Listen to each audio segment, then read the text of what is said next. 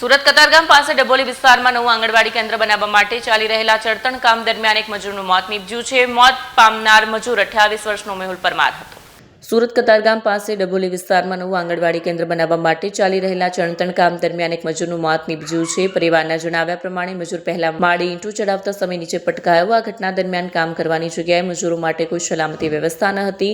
પરિવારે કોન્ટ્રાક્ટર ઉપર ઓવરટાઈમ કામ કરાવવા અને સલામતીના સાધનો ન રાખવાનો આક્ષેપ કર્યો છે। મજૂર નીચે પટકાયા બાદ કોન્ટ્રાક્ટરને 108 એમ્બ્યુલન્સની જાણ પણ કરવામાં આવી નહોતી તેવો પરિવારે દાવો કર્યો છે। મૃતકના પરિવાર તરફથી આગ્રહ છે કે તેમને આર્થિક મદદ આપવામાં આવે। જ્યાં સુધી આર્થિક મદદ નથી આપવામાં આવતી ત્યાં સુધી મૃતકનો મૃતદેહ સ્વીકારવામાં આવશે નહીં તેવો પરિવારનો નિર્ણય કર્યો છે। કોન્ટ્રાક્ટર તરફથી હજુ સુધી કોઈ નિવેદન મળ્યું નથી। આ ઘટનાની તપાસ ચાલુ છે।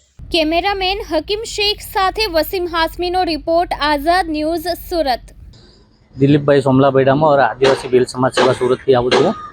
હવે સાંજે અમને જાણ પડી કે સિંગલપુર જ્યાં રસ્તામાં જે ડભોલી વિસ્તાર આવે છે તેના અંદરમાં કંઈ આંગણવાડી બનાવવાનું કામ ચાલતું હતું।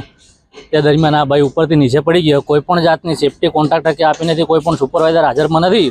અને ભાઈ એ લોકોની બેદરકારીથી મોત થઈ છે। એટલે પરિવારને કાયદાથી ન્યાય મળે એવી અમારી સમાજની માંગ છે અને પોલીસ તંત્રને એટલી બધી કાયદેસર ગુનો દાખલ કરે એવી અમારી માંગ છે। પરિવાર સ્વીકારવામાં નહીં આવે તો માંગ અમારી માંગ સ્વીકારવામાં નહીં આવે તો અમે ડેડ બોડી લઈ નથી જવાના અને અમે પોલીસ કમિશનર કચેરી જઈને હંગામો કરે એવી મારી અપેક્ષા છે।